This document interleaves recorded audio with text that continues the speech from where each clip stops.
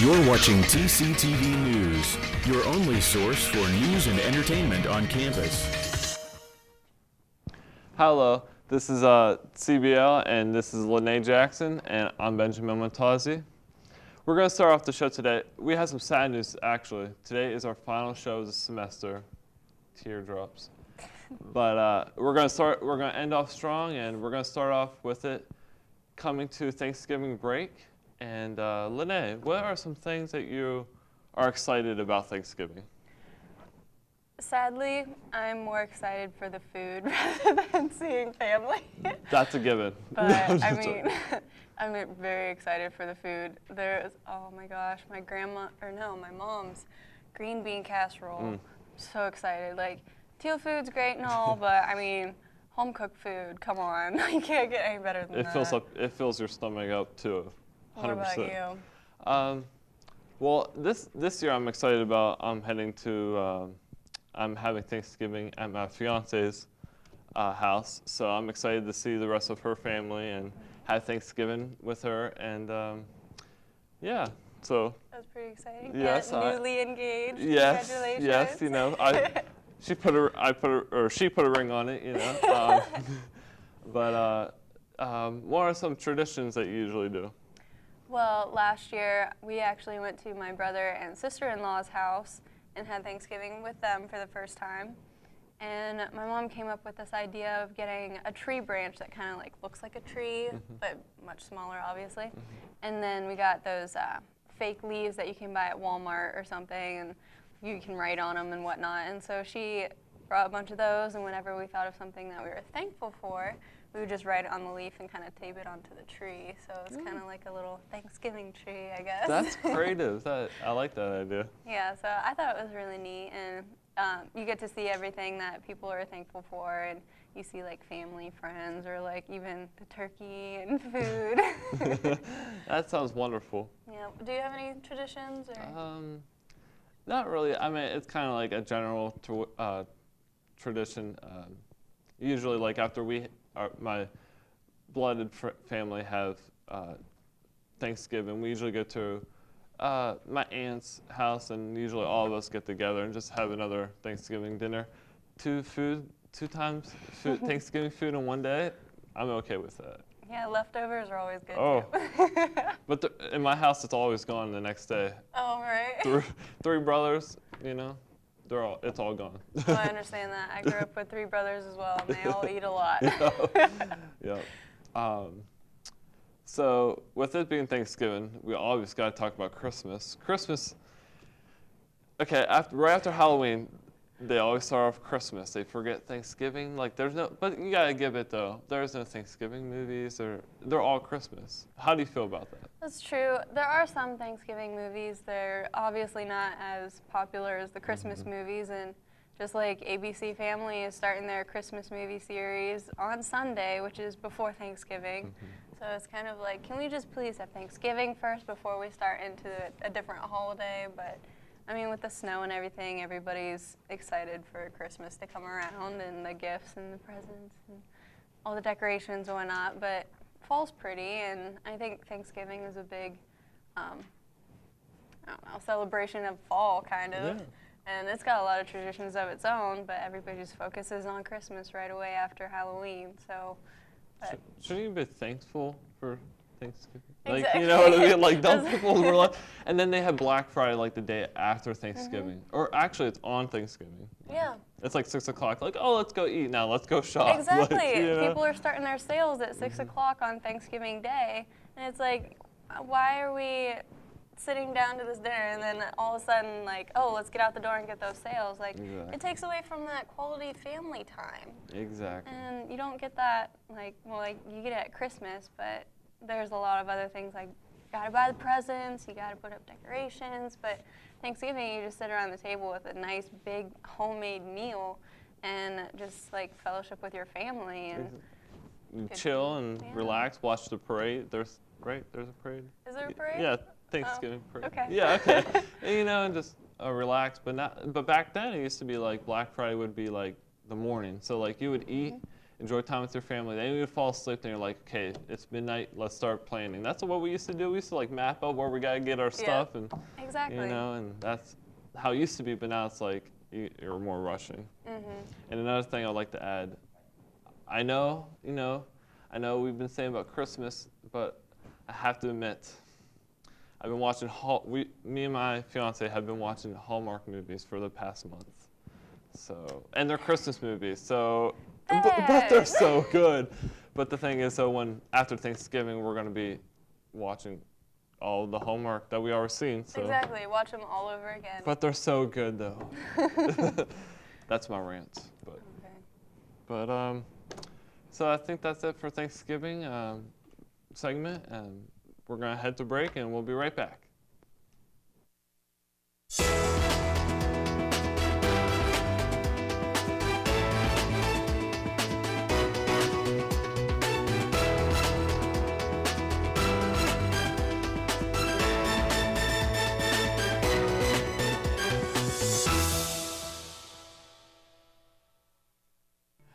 I'm Christian Kafka. I'm joining Ben Montazzi. A lot of controversy going on the past couple days. Well-renowned Bill Cosby has been facing sexual assault allegations again. This had happened about a decade ago, about around 2005. Around 13 women had both brought up cases about where they believe they were sexually assaulted by Bill Cosby, but they never really reached court. They kind of wiped under the table, and we didn't really hear about it again until just recently. Comedian Hannibal Buress had brought up during one of his bits saying that Bill Cosby was a rapist on several occasions, and now more women are coming out to speak their opinion about this situation. Supermodel Janice Dickinson came out recently and said that she was sexually assaulted by Bill Cosby in 1982. She said that when she was on her traveling trips to Bali, that he invited her to go to Lake Tahoe to discuss possible helping for a modeling gig. And when she arrived, she said that he offered her a drink, some medicine to help her with some stomach pain she was having, and said that's when the incident took place. And said, as she quotes, that the next morning she woke up, she wasn't wearing her pajamas, and to paraphrase, that she knew something had happened the previous night. To these allegations, Bill Cosby's been really quiet about it, hasn't really had any responses at all, which has really sparked this whole debate. You know, people believe that someone like him would be very upfront and say, well, I didn't do this, these allegations are ridiculous, you know, I shouldn't have to deal with this situation. But the fact that he's been completely silent on all of these allegations has brought a lot of question as to, did he really commit these crimes? There hasn't really been any hard cases brought against him so far to prove in court, but there's definitely a lot of doubt in many fans' minds. It's sort of divided. Some believe that there's no way that the Bill Cosby could be doing such horrendous acts. Others believe that yes, these stories are so similar. They all involve him offering to help, whether it's for writing, acting, modeling, and it all led to a similar situation. So some people believe that the continuity of these allegations and all the similarities between them makes these seem very believable. The lawyer of Bill Cosby came out, John Schmidt, initiated a statement to regard these issues and said, over the last several weeks, decade-old discredited allegations against Mr. Cosby have resurfaced. The fact that they are being repeated does not make them true. Mr. Cosby does not intend to dignify these allegations with any comments. He would like to thank all his fans for the outpouring of support and assure him that at age 77, he is doing his best work. There will be no further statement from Mr. Cosby or any of his representatives.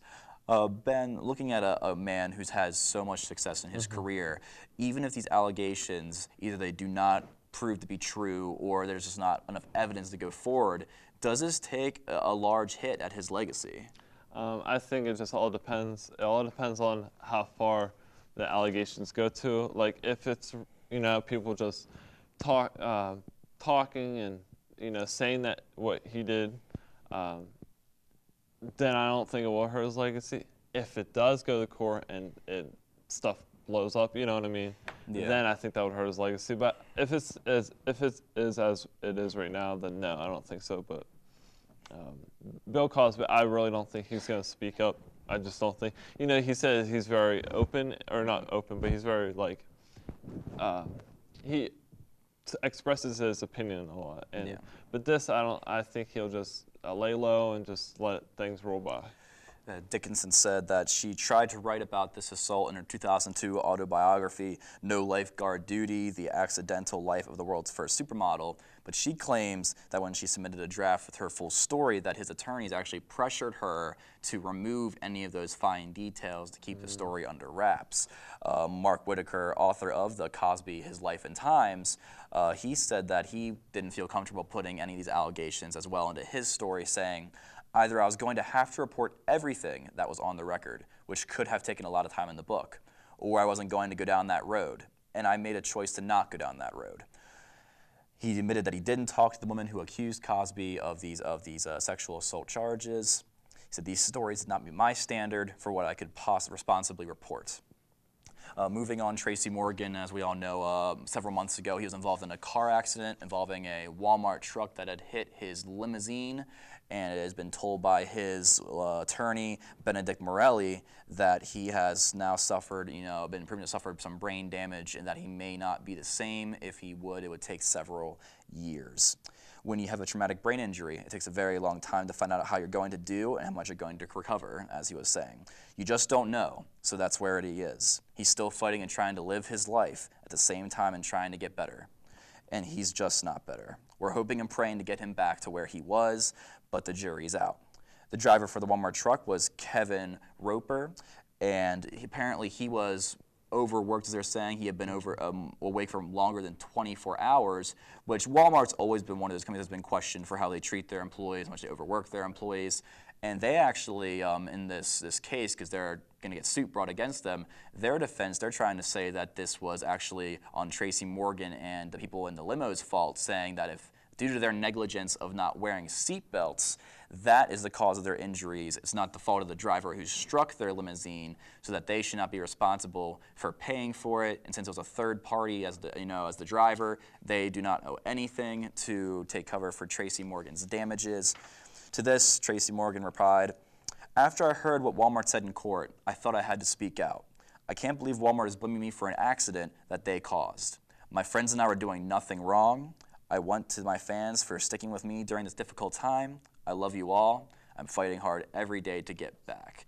This just seems ridiculous that, in most of these cases where someone who is working hurts, another individual, usually the company has to do something. It was one of their employees, it was on the job, so they should face some backlash, being the principal and everything. But they're trying to say that because of the seatbelt, that's, taken away from the damages that they should offer, but it was one of their drivers. So it kind of baffles me that they're trying to duck this whole situation. I mean, how do you feel? Does this show more that Walmart's just, they're not the nicest people in the world? That's all I'm getting out of it.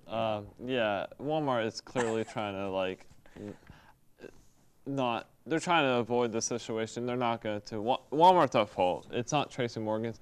Yeah, they didn't have their seatbelt on, but I think Walmart's just finding excuses to back themselves up. But Walmart's at fault. They ran into the limousine. Tracy. They didn't do nothing. They were just driving, It's not like they ran into them. Yeah, and also the driver was going 20 miles per hour over the speed limit. When he struck the limousine. He was going at 65 and a 45. So again, that's anything that's more negligence on the driver's fault, which working for Walmart during Walmart working hours, they should definitely be in trouble. Now, if it was off the job kind of deal, he was driving the Walmart truck, but it was kind of off hours for whatever reason, then that'd be different. Since he was working at that time, then that's definitely going to affect Walmart. And the fact that you've been, sleep deprived, that will also lead to some discussion about how Walmart could be affected for their own possible negligence.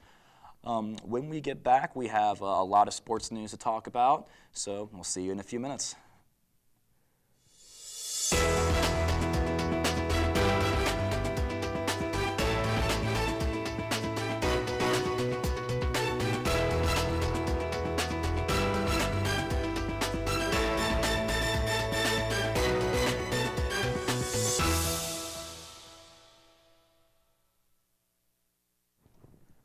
Hi, we're back on CBL News. I'm Christian Kafka. Again, I'm with Ben Montazzi. Before we go over our usual NFL segment, there is a great development for the NBA fans, for the history of the sport, and Ben will tell you about it. Last night, Kobe Bryant reached 32,000 points. It's a credible milestone.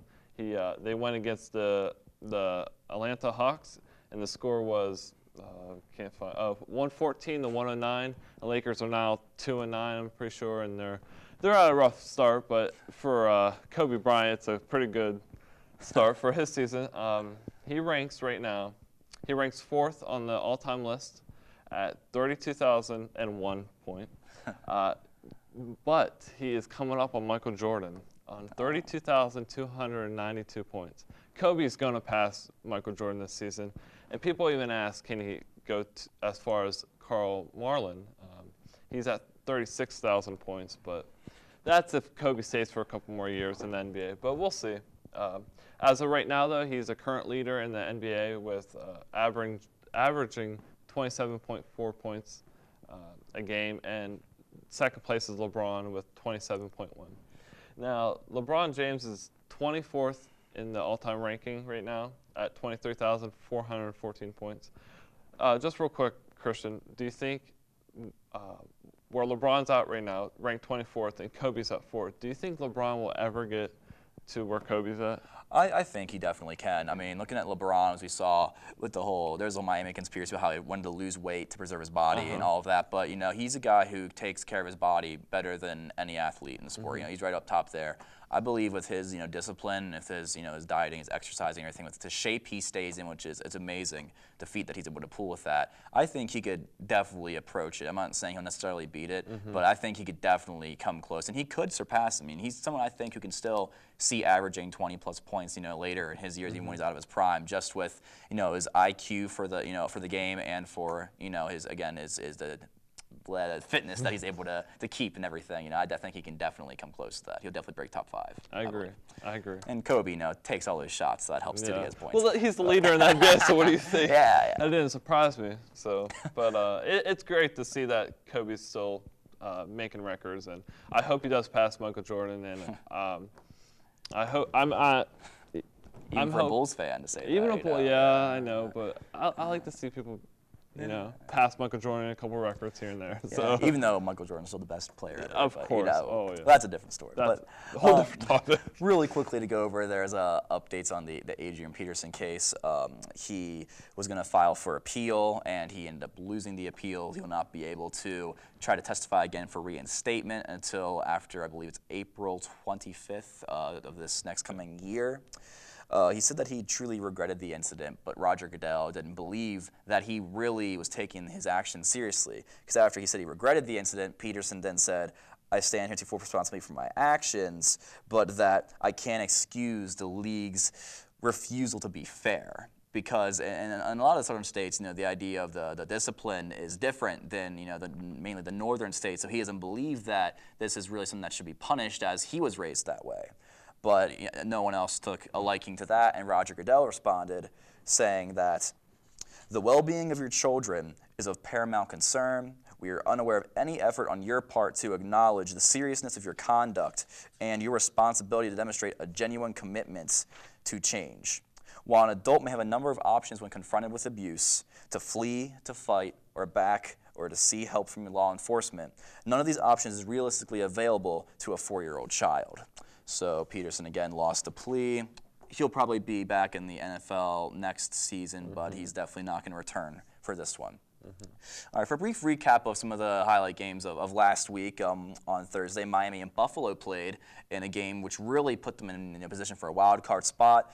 Miami ended up pulling away from Buffalo late. Ryan Tannehill had another decent game with 240 yards and a touchdown and no real turnovers. Buffalo's defense was playing really well, but they have no run game after they lost C.J. Spiller and didn't have Fred Jackson for this game, so Kyle Orton couldn't lead the charge.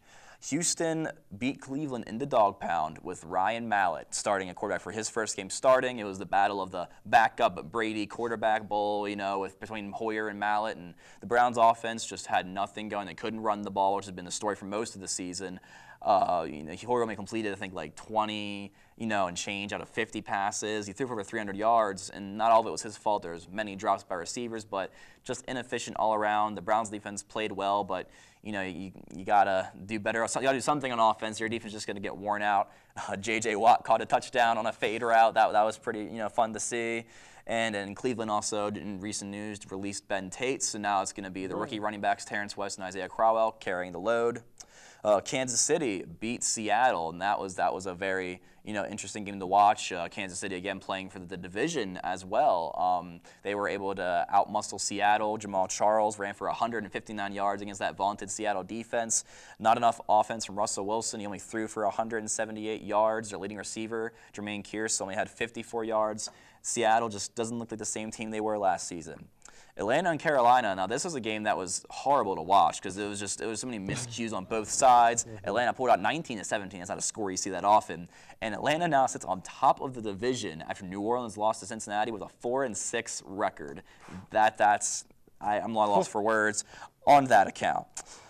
San Francisco, this was interesting. It was kind of made me laugh because they won 16-10 to the Giants. They picked off Eli Manning 5 times, and they only won by 6. And Eli had a chance in the last minute of the game to win and threw another interception. And it's sad that the Giants, their offense, the San Francisco, not Giants, 49ers, their offense has been so up and down. They can run the ball well and then seem to forget about it and then just try to put it all in Kaepernick's hands. He's not the kind of guy who can carry a team with his arm. And they snuck away with this one, but that they won. You got to take advantage of your opportunities. With Seattle losing, they're now tied for second place in the division. Green Bay completely stomped Philadelphia 53-20 in Green Bay. Everyone's saying Mark Sanchez is going to lead the team. He's going to be the new franchise quarterback. They're going to get rid of Nick Foles, and I think Mark Sanchez is the future, but the defense couldn't stop Green Bay, which no one's been able to do for most of the year besides Detroit. And Aaron Rodgers just ate that secondary apart. He threw for another multitude of touchdowns. Jordy Nelson, Randall Cobb, Eddie Lacy, they're all tearing it up. Green Bay looks almost unstoppable on offense. They look better than the Denver offense, which has been the most popular pick for this season. Arizona beat Detroit 14-6 with Drew Stanton starting again because Carson Palmer's now out for the year. Drew Stanton threw a couple of early touchdowns to Michael Floyd, and their defense held Detroit to only 6 points with Calvin Johnson back and all. It was a good defensive output from them. New England versus Indianapolis. New England won 42-20. The big story of this was Jonas Gray, a former practice squad running back. One of the teams was for the Ravens. He ran for 200 yards and 4 touchdowns, just demolishing Indianapolis' defense. Indy lost Ahmed Bradshaw for the year with a foot injury. The Colts had no running game, and they've shown if they can't run the ball, make this offense one-dimensional, the Colts are vulnerable. Pittsburgh snuck out of the win 27-24 against Tennessee. This looked like a game that Tennessee was going to steal. Mettenberger looked hot. It looked like Steelers were going to take another opponent too lightly, but they bounced back with Le'Veon Bell carrying the load. And on that last drive when they were holding to run the clock out, they ran the ball at least 8-9 times in a row, got 8 yards each time. It was embarrassing for Tennessee. They looked tired, exhausted. No one even tried to tackle. I mean, my little 190-pound frame probably at least hit him. Might not have done much, but at least made contact with him. Yeah. And it was good by Pittsburgh to kind of not be so inconsistent, which has been their problem. It looked like they're going to lose another one to a team they should beat. They pulled out the win, and they're now currently sitting at second place in the AFC North. And also, LeGarrette Blount got released by the Steelers. He was unhappy about not getting any carries that game, and he left the game early and dressed up. And now they're going without him. It's going to be rookie Dree Archer backing them up. I heard about that. Yeah, it's amazing. Ben Tate and LeGarrette Blount both released in I think the same day. For different reasons. Ben Tate was just doing horrible, but LeGarrette Blount, he was upset he didn't get a carry. And wasn't on Tampa Bay Buccaneers? LeGarrette Blount, he did used to play for the Buccaneers. Yeah, he did. He was undrafted, and they ended up taking him. Yeah. I thought so. Okay. All right, looking into next week's games. Did you mention who won? Bengals? Who's on top? No. I'm just teasing. Go ahead. The Bengals did beat the Saints. A.J. Green got away with a little offensive pass interference where he shoved off, but we won't go into that. Offensive interference is saving the Bengals, but that's a different story. All right, going into some good games from next week. Cleveland at Atlanta. Atlanta, again, 4-6 atop the division is just embarrassing. But Cleveland's looking to rebound. At Atlanta, it's tough to play in that environment. Cleveland does get Josh Gordon back for this game. Now, obviously, yes, and I think that he's going to be a little bit of rust, but just this athleticism alone, we could see him have a decent game, either for his production or being a decoy for other receivers to not be double covered and get open. We're going to see the running attack of just the rookie running backs Terrence West and Crowell. This could be a really good game. And again, Cleveland, they need to win these games. Everyone in the AFC North is so tightly contested. These are all feel like must-win contests. Detroit at New England, two powerhouse teams. Detroit on top of their division, same with New England. In Foxborough, that's going to be tough. We're going to see if the Lions offense can rebound. Matt Stafford and Calvin Johnson, Reggie Bush is supposed to be back for this game. New England, though, they're dominating. Rob Gronkowski is a beast. Brandon LaFell's revitalizing his career in New England. I think New England finds a way to beat Detroit. It's going to be interesting to see Rebus versus Johnson. Yeah, that'll be a really good battle. I'll be excited for that. And then they have Brandon Browner with Golden Tate. And Golden Tate's having a fantastic year. Cool. I don't know what he is now at this current state. I know like a week ago he's top 5 in receiving yards. I mean, he's been having a heck of a season, without Calvin Johnson to help take the coverage off for most of the year. So it's really good to see him doing successful after leaving a run-heavy offense. Cincinnati at Houston. Now, it's in Houston, which makes it a little bit tougher of an environment.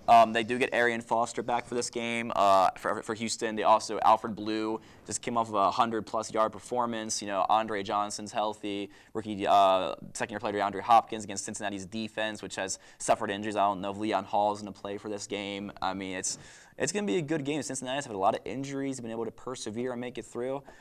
Since this is your team, do you think Houston has a chance to pull the upset against Cincinnati with Ryan Mallett at quarterback? We'll see, because they both came off of wins, right? Yeah, yeah. So we'll see. But when the Bengals did make the playoffs those 2 years, they did lose against Houston.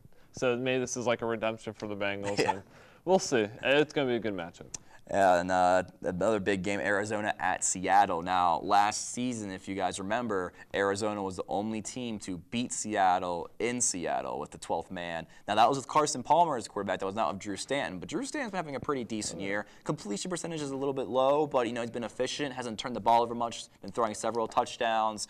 Andre Ellington, the running game hasn't been that great. He's been averaging under 3.5 yards per carry. I don't know why he's even considered in the Pro Bowl voting, but that's a different story. Larry Fitzgerald's on pace to have one of his better seasons in recent years. In Seattle, and Seattle came off of a demoralizing loss against Kansas City where the coaching's in question. There was several fourth downs. They could have gone for field goals. They decided to go for it each time. They were unsuccessful. That's what, for the most part, led to that loss. I think this is going to be a really good game. Seattle's going to come back with a vengeance. They're going to want to, put the doubters, away. And Arizona looking to get its 10th win, be 10-1. Do you think Arizona can pull another win up in Seattle? Let me just say it's going to be a great matchup, but I think Seattle's going to come back, like you said, with a vengeance, and they're going to pull off the win.